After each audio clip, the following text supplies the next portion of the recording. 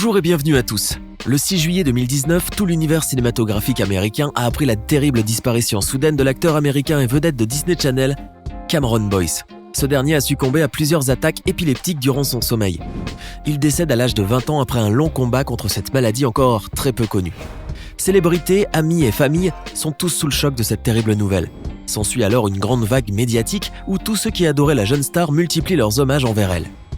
Cependant, certains ont quand même soulevé d'étranges questions quant aux vraies raisons de sa mort. Une mort selon eux subite et imprévue pour un patient jeune qui prenait de façon assidue et méticuleuse son traitement contre l'épilepsie. Qu'est-ce qu'en réalité l'épilepsie ? Comment vit-on avec ? Quelles sont les difficultés que rencontrent ses porteurs au quotidien ? Peut-on vraiment en mourir comme Cameron Boyce ? Nous allons tenter de revenir en détail sur cette maladie handicapante et encore méconnue du grand public. Contrairement à ce que l'on pourrait croire, l'épilepsie est une maladie neurologique très fréquente, même si elle n'est pas très connue. En France, on estime à environ 450 000 le nombre de personnes épileptiques et à travers le monde, près de 40 millions de patients en souffrent, avec une légère prédominance masculine. Cette maladie peut toucher tous les âges, mais elle apparaît plus souvent aux âges extrêmes, soit chez l'enfant, soit chez les personnes âgées.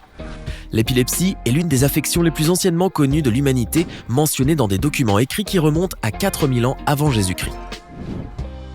Elle a suscité pendant des siècles la crainte, l'incompréhension, les discriminations et la stigmatisation sociale. Cela continue de nos jours dans de nombreux pays du tiers-monde et peut avoir des répercussions sur la qualité de vie des personnes atteintes et de leurs familles. Ceux qui en souffrent subissent des crises de convulsions qui peuvent parfois être très violentes. Comme son nom l'indique, épilepsie vient du mot grec « epilenbanain », ce qui veut dire attaquer par surprise. C'est une maladie neurologique chronique qui se caractérise par des crises répétitives et subites provoquées par une hyperactivité poussée d'une partie des neurones cérébrales. Les crises sont souvent brèves, et ce n'est que quand elles sont redondantes que l'on peut considérer la personne épileptique. Laissez-nous vous expliquer ce qu'il se passe dans le cerveau au moment de la crise. Le cerveau est composé de milliers de cellules nerveuses que l'on appelle les neurones. Celles-ci communiquent entre elles grâce à des signaux chimiques et électriques. Lorsqu'un groupe de ces neurones se retrouve pour une raison non identifiée surstimulé et en hyperactivité, l'activité électrique va se répandre dans les autres zones qui l'entourent ou parfois même dans l'ensemble du cerveau. Autrement dit, c'est l'orage dans le cerveau. Il existe deux grands types d'épilepsie. L'épilepsie partielle, quand l'activité électrique ne touche qu'une partie du cerveau, et l'épilepsie généralisée, lorsqu'elle touche l'ensemble du cerveau. Il existe aussi d'autres formes d'épilepsie qui varient selon plusieurs critères. La cause, la localisation dans le cerveau, l'âge du sujet, son activité, l'âge du début de la maladie, son degré de gravité ou de son évolution. Passons à présent aux symptômes de la crise épileptique, et ces derniers diffèrent d'une zone du cerveau à un autre. Les crises d'épilepsie partielle sont dites simples quand elles sont responsables de symptômes discrets et légers, tels que des hallucinations, des contractions musculaires, des fourmillements, des bouffées d'émotions soudaines, etc. Des symptômes sans grande gravité, puisqu'ils ne laissent aucun grand dégât chez le malade, mis à part des gênes et de l'inconfort au quotidien.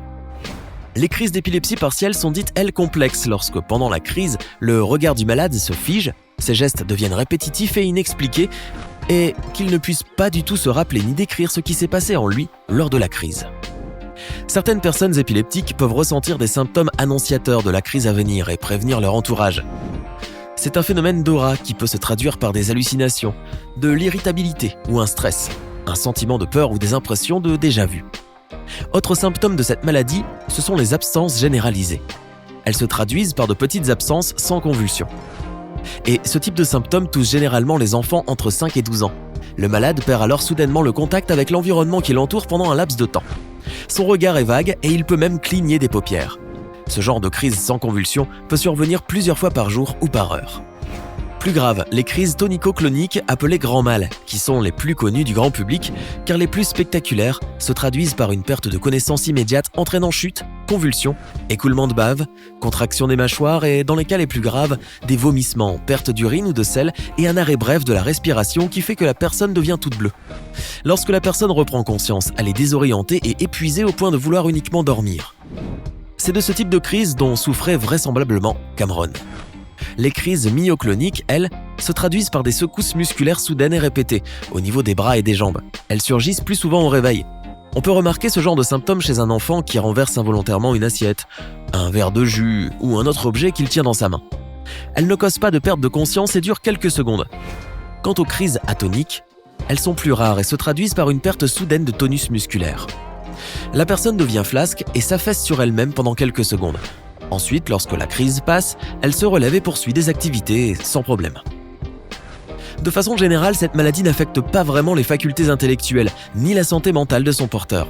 Cependant, elle peut avoir des conséquences dramatiques sur sa santé psychique et relationnelle. Les malades peuvent se sentir stigmatisés, mis à l'écart et isolés. Quant aux aspects psychologiques de l'épilepsie, elles se traduisent surtout chez l'enfant par des troubles de l'attention, une instabilité ou un retard de langage et un ralentissement de l'activité intellectuelle. Dans ce cas, il est nécessaire de faire de manière régulière un bilan neuropsychologique par un spécialiste pédopsychologue qui pourra évaluer les déficits et proposer à l'enfant une aide adaptée à sa situation. Chez les adolescents, l'épilepsie peut affecter plus généralement la scolarité et peut être responsable de troubles du comportement ou d'un manque d'autonomie dans ses activités quotidiennes. Quant aux adultes, la maladie d'épilepsie, si elle ne survient qu'à l'âge adulte, elle peut remettre en question tout le parcours professionnel du sujet ainsi que ses projets personnels. Les complications les plus fréquentes liées à cette maladie se traduisent par un ralentissement des activités quotidiennes ainsi que des troubles de l'attention provoqués par certains médicaments anti-épileptiques. Cependant, être épileptique n'empêche pas d'avoir une bonne qualité de vie et de jouir des mêmes plaisirs que les autres. Il faut simplement instaurer un respect de certaines règles de base, ainsi qu'un traitement équilibré et suivi scrupuleusement pour que le patient puisse vivre normalement.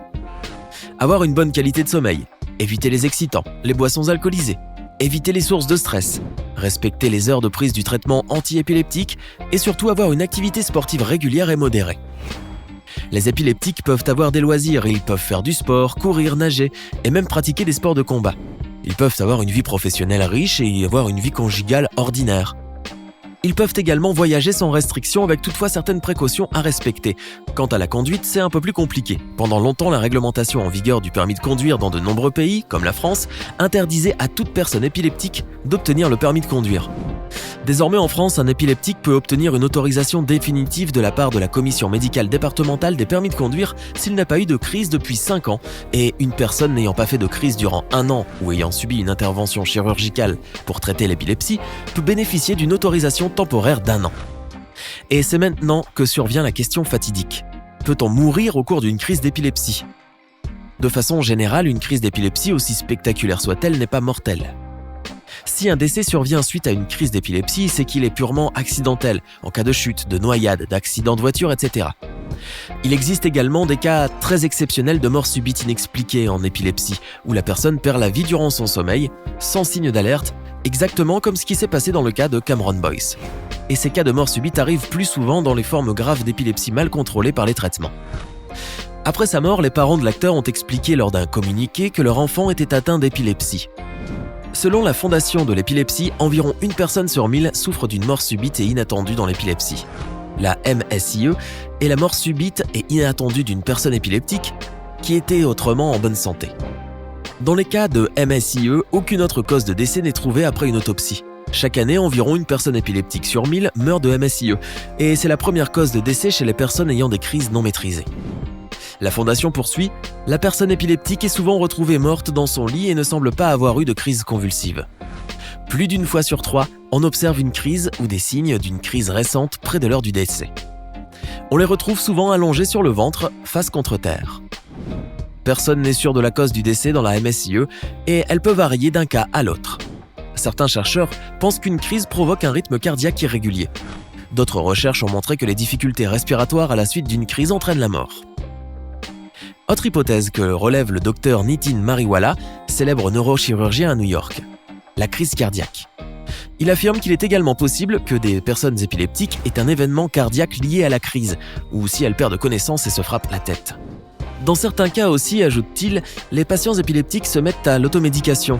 Ils ingèrent librement des médicaments qui peuvent interférer avec les médicaments contre les crises et leur capacité à les prévenir. Nous ne saurons peut-être jamais ce qui s'est exactement passé pour Cameron Boyce.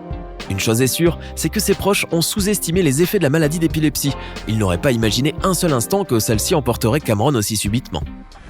Et vous, que pensez-vous de cette maladie ? Connaissez-vous quelqu'un qui en souffre ? Dites-le nous dans les commentaires.